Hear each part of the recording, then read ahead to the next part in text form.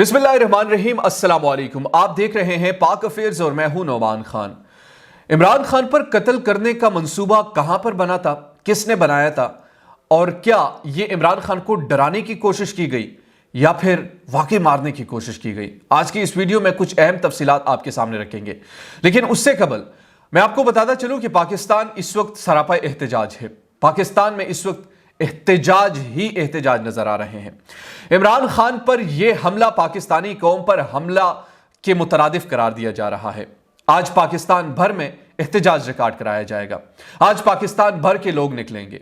आज पाकिस्तान भर से ही लोग एक आवाज होकर इमरान खान के कातलों के खिलाफ यकजा होंगे।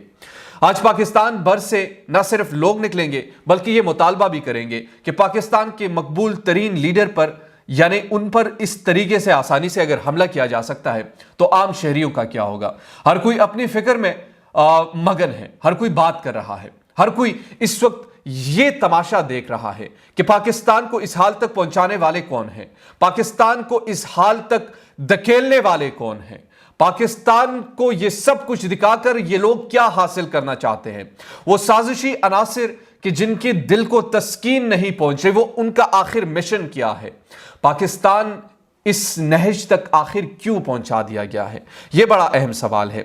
इमरान खान का अगला लाहे-अमल जो है वो बड़ा इंटरेस्टिंग है। आज 4 बजे उन्हें खिताब भी करना है और मैं भी जब ये वीडियो आपके सामने आएगी तो शायद वो खिताब कर चुके होंगे, मगर उस खिताब में उन्होंने बुनियादी तौर पर कल जो अपने पार्टी के रहनुमाओं के जरिए से जो बातें उन्होंने की और वो कौम के सामने रखी, वो 3 नाम जो हैं उन्होंने बता दिए हैं कि इन पर मुझे शक नहीं, बल्कि उनने बाकायदा तौर पर ये 3 नाम लिए और उनने 4 नाम का बताया था, उसमें से 3 उन्होंने ले लिए। एक वज़ीर आज़म शहबाज शरीफ का, राना सनाउल्लाह का, एक ISI के कोई फैसल नामी कोई मेजर है, उनका नाम उन्होंने लिया और ये बताया असद उमर के ज़रिए से कि मेरे ये 3 लोग जो हैं ये फौरी तौर पर इस्तीफ़ा दें, ये इसमें मुलव्विस है।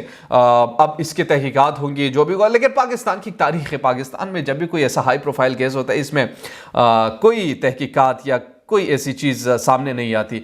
बहरहाल इस वक्त एक टेंस की कैफियत है, एक ऐसी सिचुएशन है कि जिसके लिए कोई भी पाकिस्तानी जो है एक इस वक्त कर्ब में मुब्तला है। इस वक्त उन्होंने जो बातें की, जो